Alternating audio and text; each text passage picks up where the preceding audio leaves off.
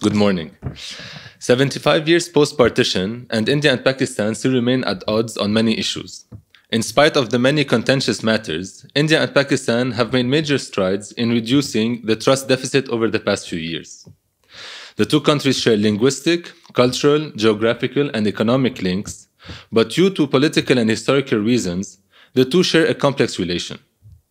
And this is why we are here today in the presence of Lieutenant General Asad Durrani and Brigadier General Saad Muhammad from Pakistan and General Amarjit Dulat from India to delve into the Indo-Pakistani relations as well as key regional issues, many of which have been made more urgent by the fast-paced events in the region and the fear of a degrading security landscape.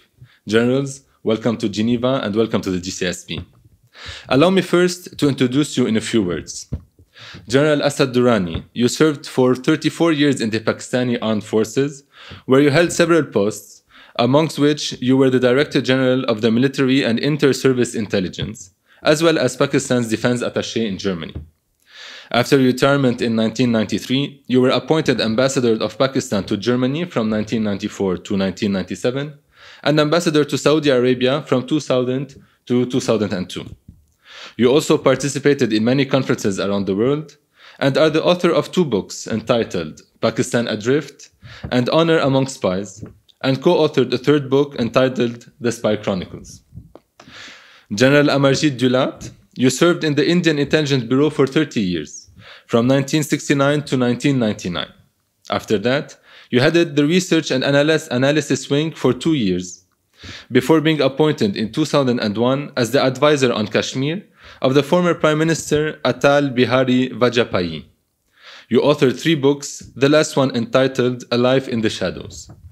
Last but not least, General Saad Muhammad, you also served in the Pakistani Armed Forces, where you held several command posts. You were also the Pakistani Defense Attaché in Kabul in Afghanistan from 2003 to 2006. After retiring, you headed several research centers, amongst which the Center on Afghan Studies from 2007 to 2017. Thank you all for being with us today.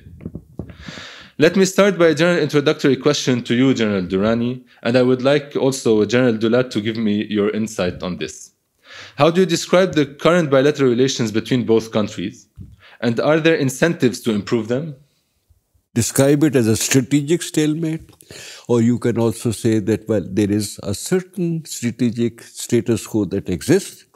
When it happens, when it is upset, like because of the nuclear test, or post 9/11, or Bombay, or recently the revocation of Article 370 in Kashmir, people find after some time, after a little bit of making all the necessary noises, they find how to again bring it down to a level where it becomes reasonably manageable on both sides.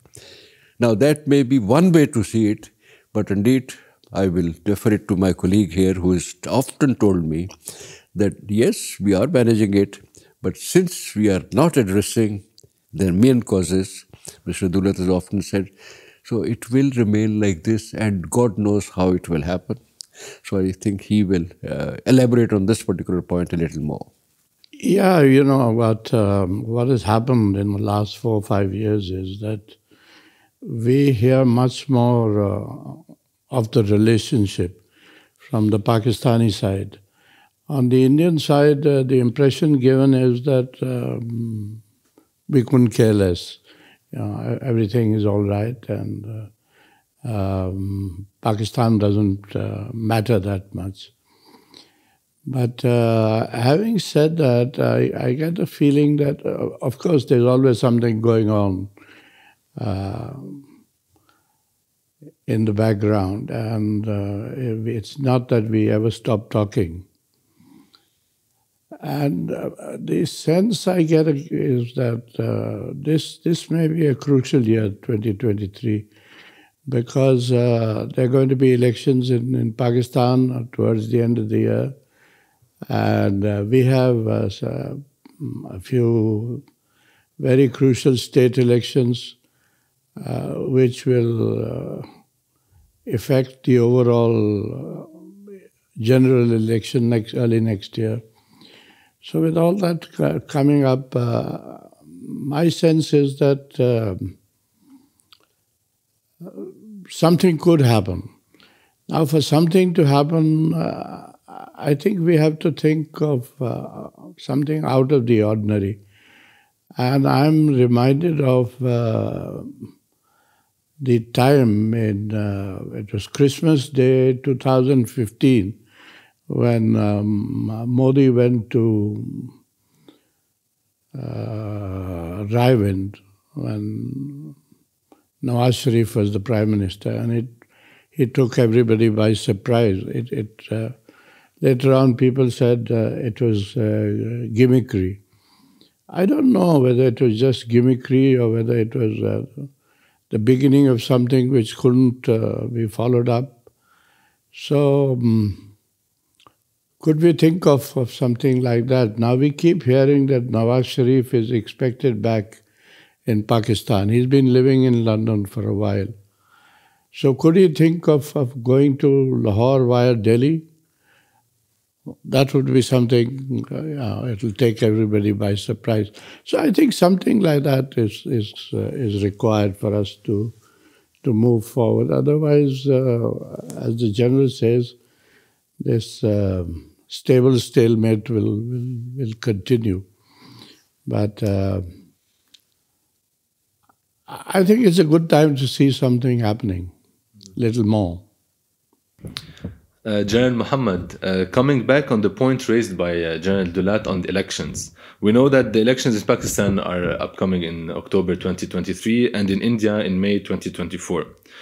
Do you think that the nationalistic rhetoric, which is already well entrenched in both countries, will be exacerbated, or do you feel more optimistic concerning these elections coming up?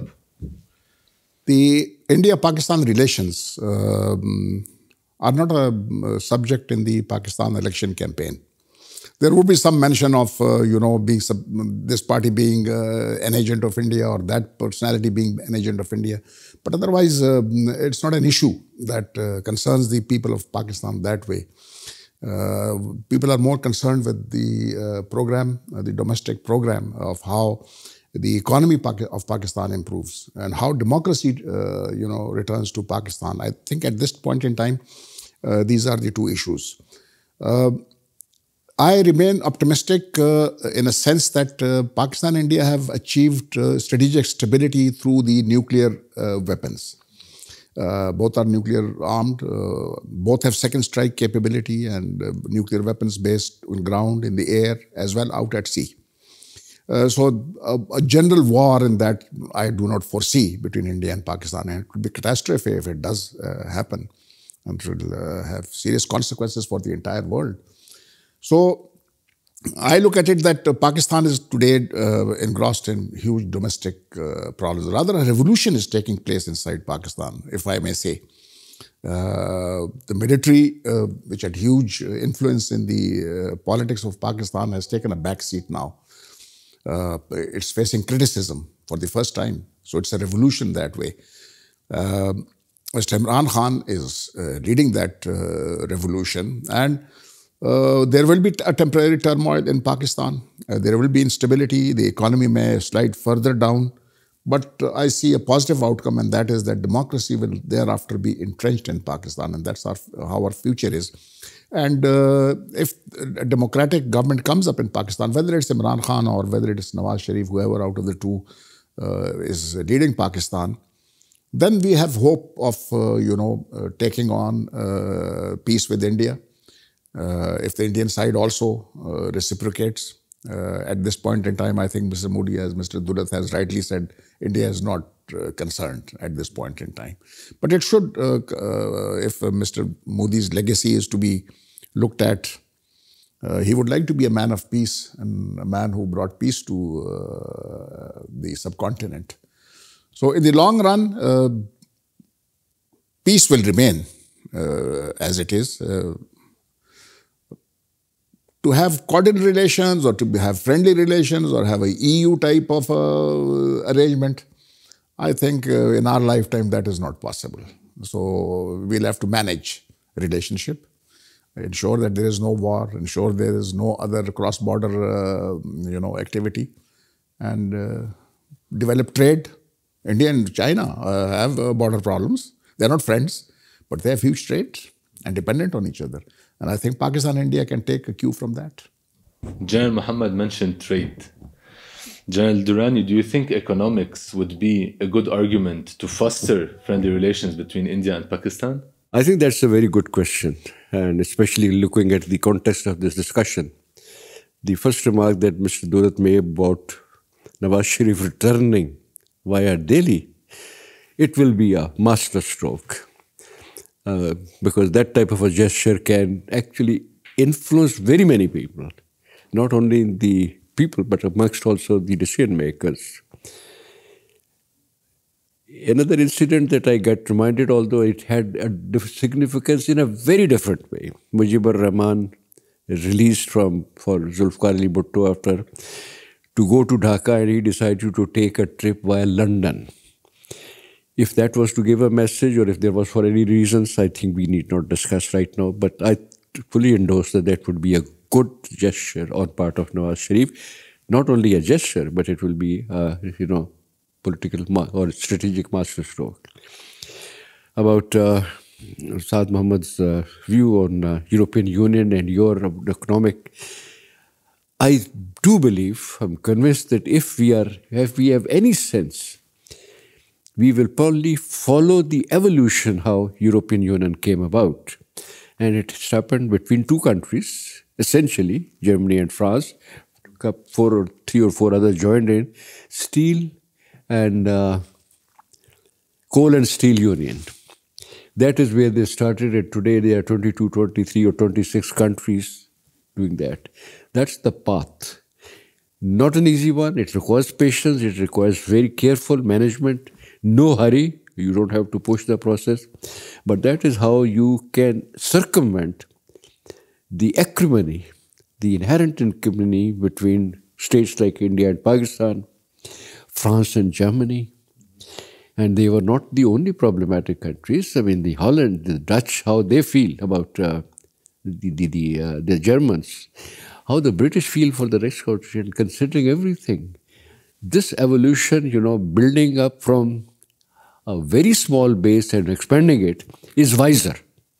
Instead of saying we will have the United Nations or we will have the OSCE, no, OSCE is the wrong example, so Shanghai Cooperation, an umbrella you can provide, but if it does not do something substantial, it has a problem. So here I agree. This is the way to build up the relationship without causing or ruffling too many feathers en route. And so this is the last question on a local level. And of course, we cannot discuss the Indo-Pakistani relations without talking about Kashmir. So General Dulat, please, could you tell us how it is addressed today by the Indian government? And I would like also your colleagues, General Muhammad and General Durrani, to also comment on this issue. And please tell me if there are dialogue and negotiation possible at the moment. Dialogue and negotiations are obviously the most obvious path forward. I've been saying this for some time now that to move forward in Kashmir, we need to revive the political and democratic process. And the government has been saying that it will not talk to separatists anymore. But there are not many separatists left in the valley.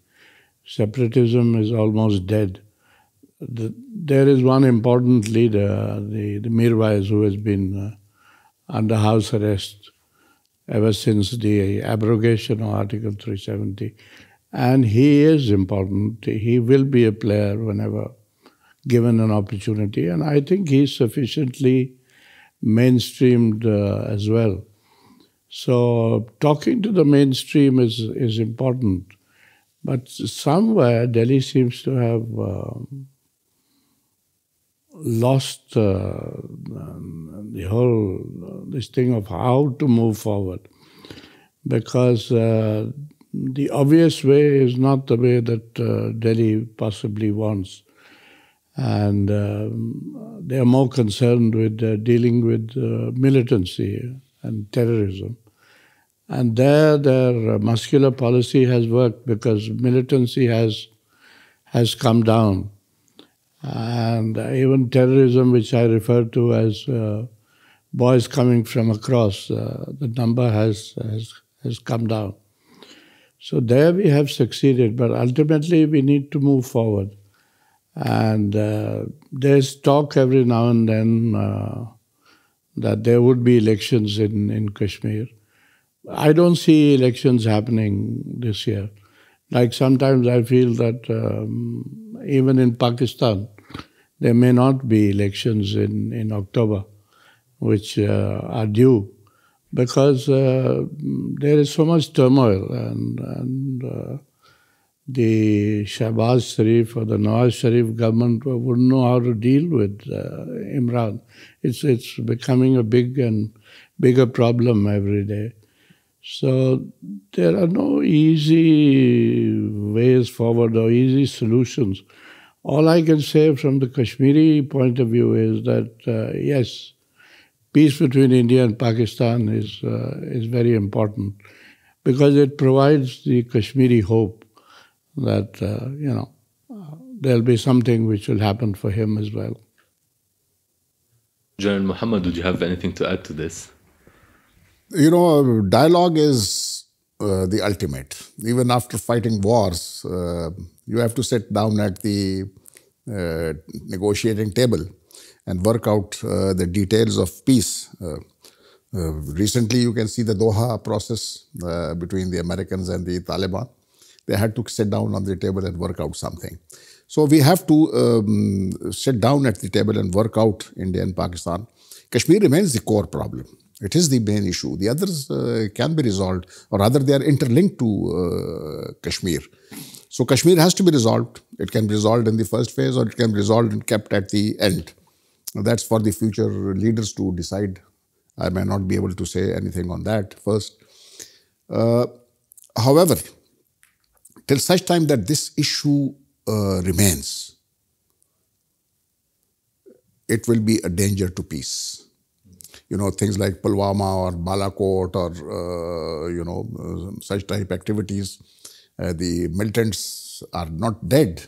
They may be in hibernation, but they are not dead. So anytime some sleeper cell gets up and does something spectacular, it will lead to a bad situation. So resolution of the problem is a must. Something has to be done. And I think Dulles Saab is right with the people. The Hurriyat conference is, I think, a good forum to start. India can start a dialogue with them, and then ultimately Pakistan can join in. And like we were discussing informally, General Musharraf's formula or what they said, I think, had been worked out. And somebody was telling me the other day that the draft is ready. Somebody has to have the political will to proceed further. When it comes to Kashmir, it's not today, but ever since we came together in 2006 somewhere, I decided that I should usually agree with the assessment carried out by Mr. Daulat. He is probably the best Kashmir hand in the subcontinent. He served there for a long time. He empathizes with the people. Now, that's the main thing. And so whenever he gives us his assessment as to what is happening there, I accept that. And so when he says the muscular policy is working and people have now decided to move on, I have no reason to, contest that. My only difference arises when we are talking about what General Muhammad just talked about what is it that the next one should do. And there again, I am stuck with my own formula. As I said, if you have to do like the European Union, you start step by step, build up from down below. And if you do that, you do not know in what end state you will come.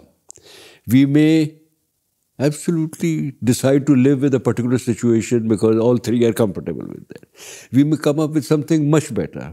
We may come up with something that the three sides, the Indians, the Kashmiris and the Pakistanis, initially think, oh, that is not going to work, that's blasphemous, that's impossible. We may come and find out that this is probably the least bad for all three of us. It's quite possible. So building up from there, instead of saying that ultimately we will settle down on this, would be much better. Don't even talk about the end that you want to achieve. All that you want to say is, we try to work on a little bit here and a little bit there so that the people's comfort level improves. And then stop there instead of, trying and put down certain conditions, but this has to be done and that has to be done.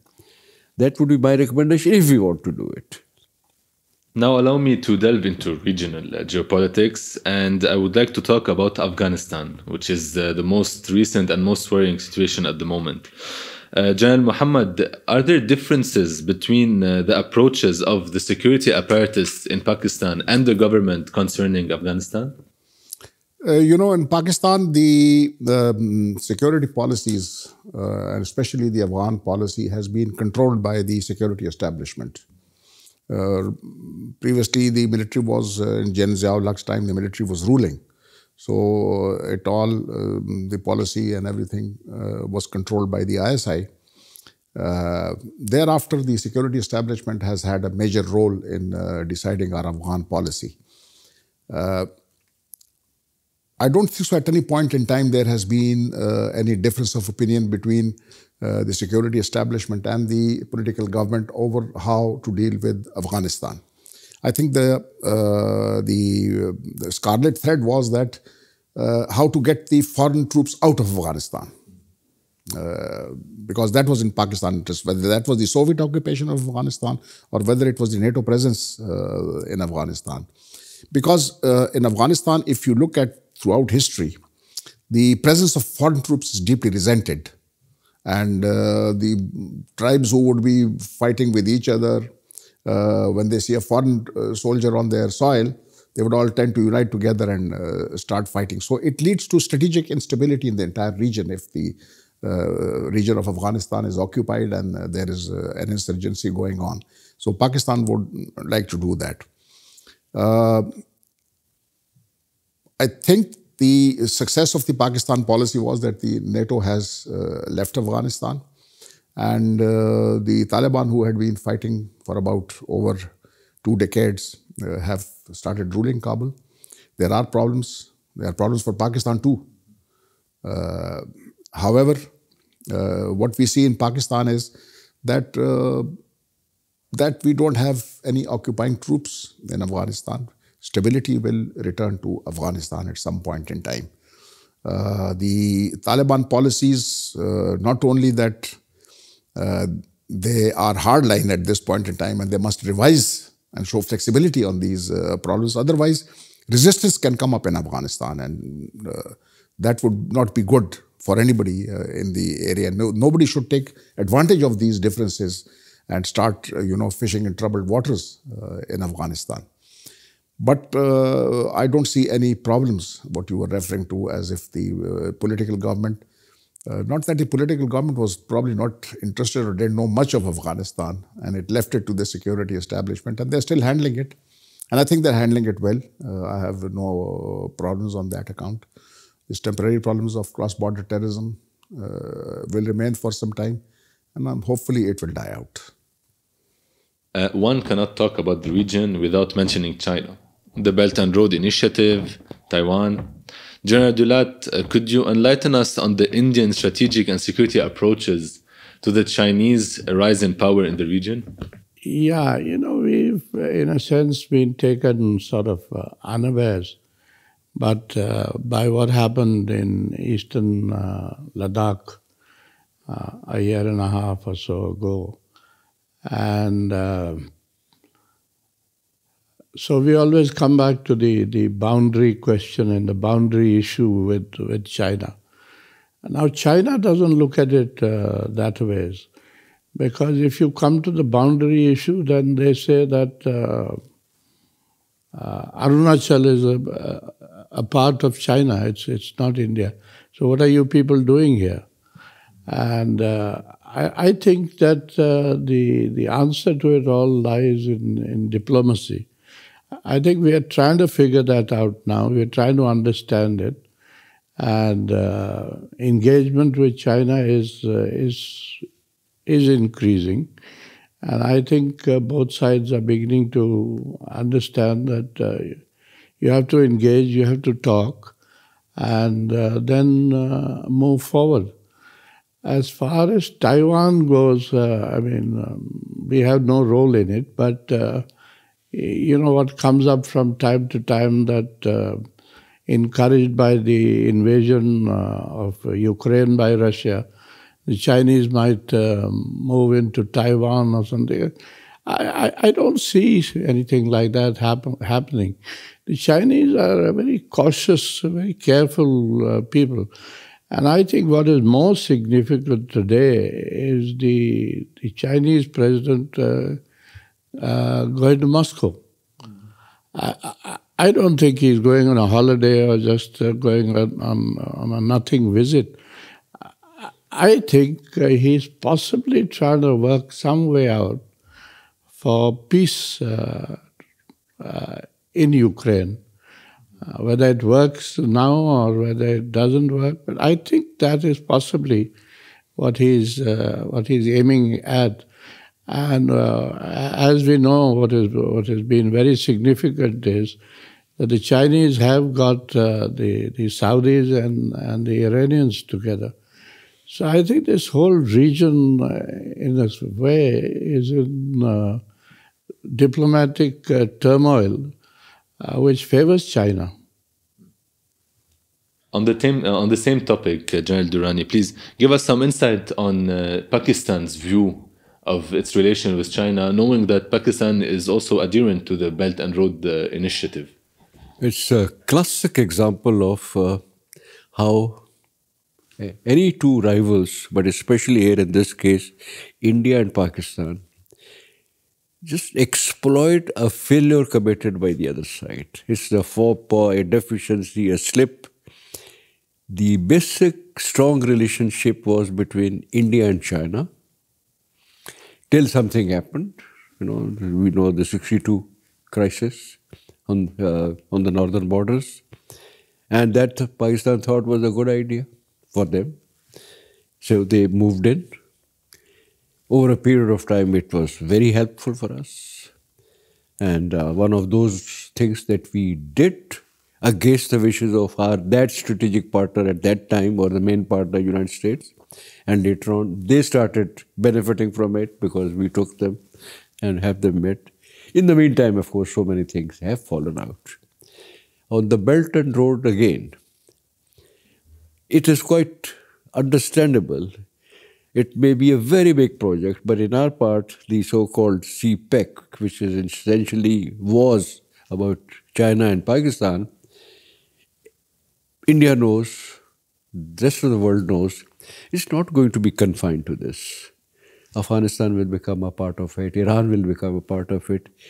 I believe China and India will also one day become a part of it. You know, at the same time, I understood that if there is a project like this, which ultimately maybe it will also involve not only the countries that I have talked about, but India, and possibly it will come to Europe, that so many people will get upset because the bigger rivalry, China, United States, and so on.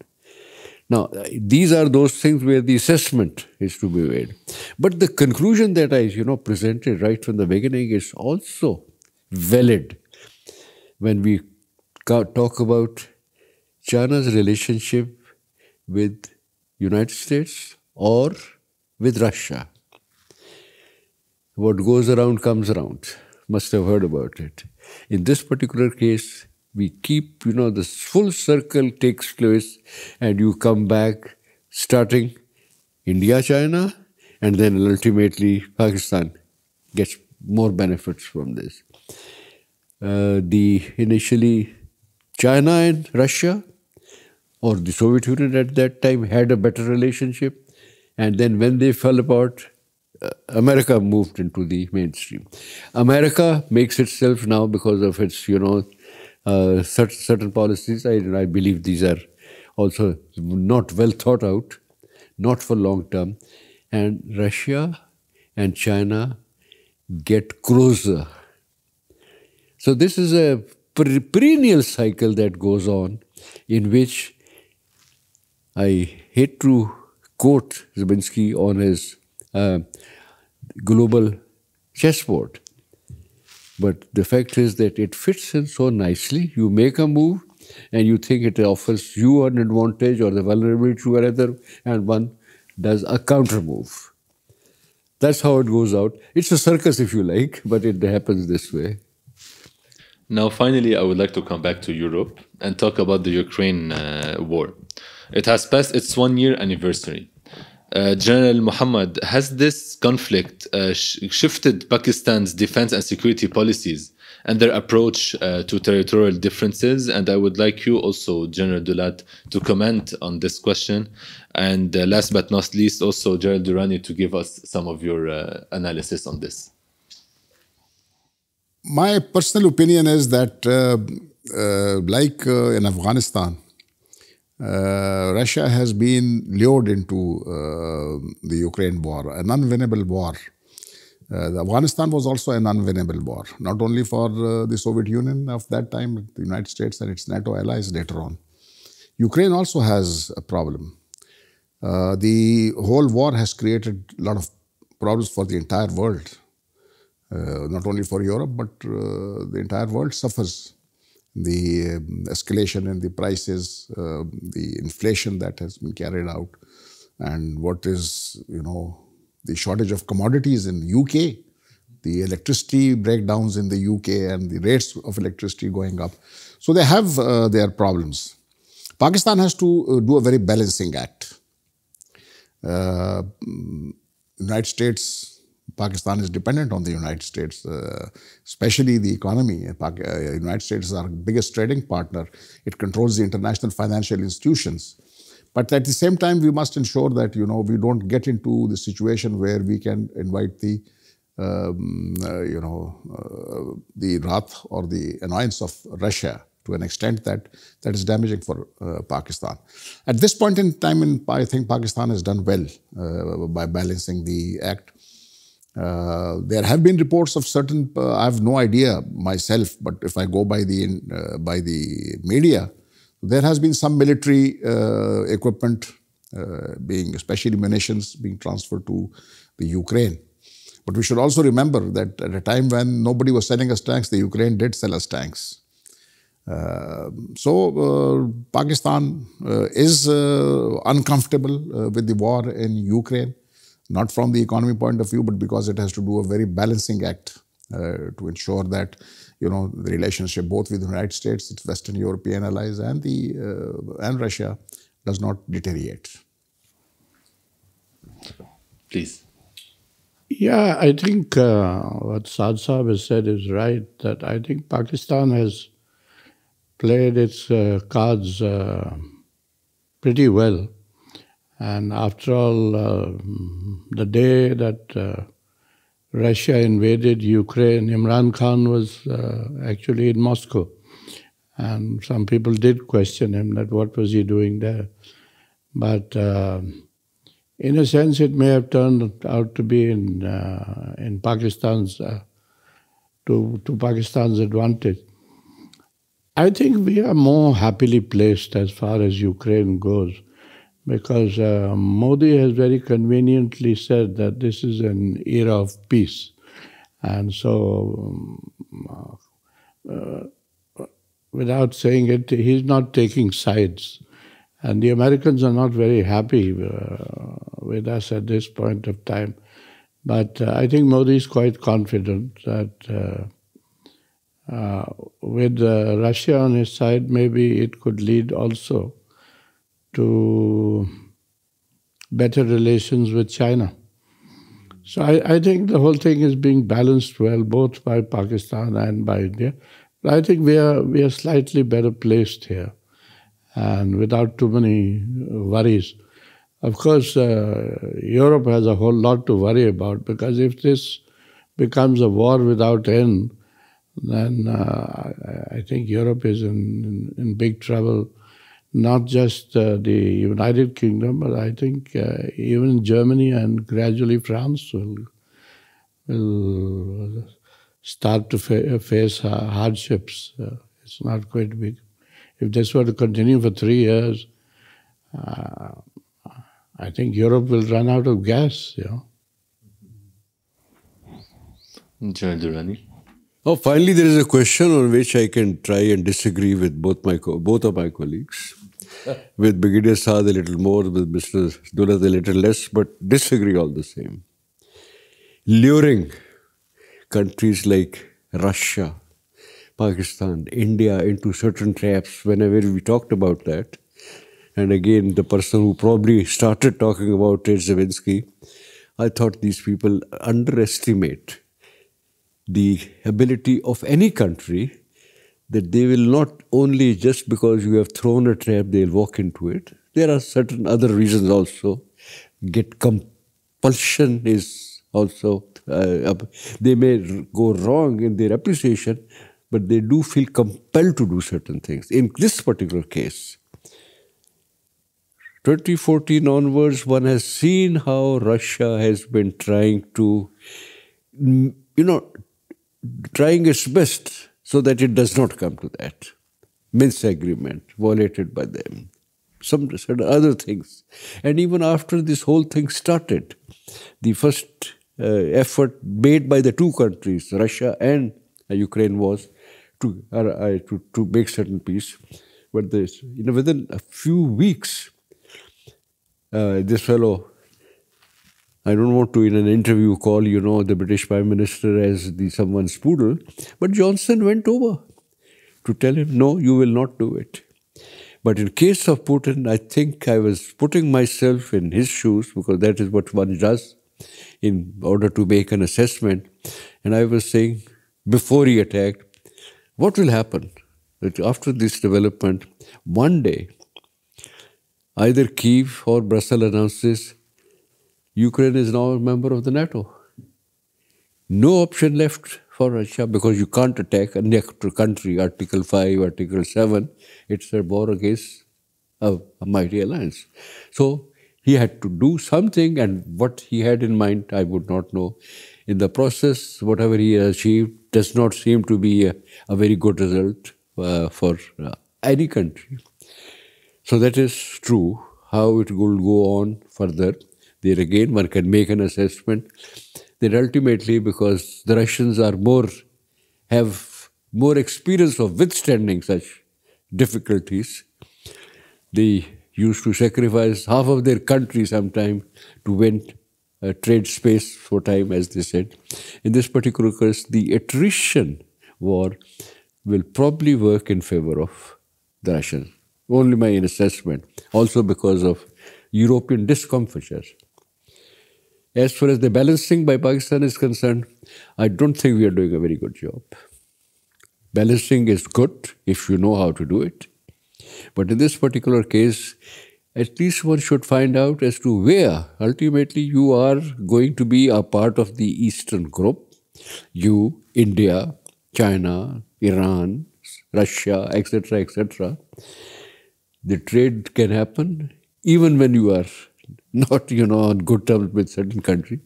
But they're considering what are ultimate, where ultimate not only the stake lies, but where you ultimately belong or how you ultimately play. In that, by all means, go ahead and try and do and balance, but not so shoddily. Bajwa makes a statement against the policy of the government. He's the army chief, he has no bloody business to say your policy is wrong. If he has to do something, it is done in other ways, not publicly in the strategic dialogue in Lahore, in Islamabad. If you want to send ammunition, you don't cover it in a manner in which, humanitarian aid, nowhere else one writes it, but in this case, to cover up, some of those things, you write that and everyone can see through it. And that is where I believe that while India is playing it, despite its very big stakes, much bigger stakes in its new alliance with the United States, so delicately, so nicely, so astutely, we are not doing it so well. Thank you very much. So with this, General, I conclude this wonderful interview. Thank you so much, first of all, for flying from Islamabad and from New Delhi to Geneva. And on behalf of the GCSP, I would like to thank you so much for participating and for being frank with your answers and giving us food for thought for our future analysis of this conflict. Thank you so much again. Thank you very much. Welcome, welcome. No, one can certainly count on one thing, that if you ask questions from this trio, you'll get an honest answer. Well, you'll get an honest answer. We don't have to mince our words now. That stage probably never had to happen, but even if it was for certain diplomatic reasons, we could do that, or for certain national reasons or individual. No, we don't have to. Exactly. Yeah, and this is something that goes in favor of the two countries. You know, generally, both the states, both the people, they may listen, they sometimes or do not agree, but they do appreciate as to, for example, what Mr. Dulat would talk about on certain reasons, and he talks about very open. So that is something that goes without saying, that I find the success of this relationship between three of us is remain friends, remain on friendly terms, do so many things together, but at the same time, honest in your opinion. Exactly. Thank you, sir. Thank you.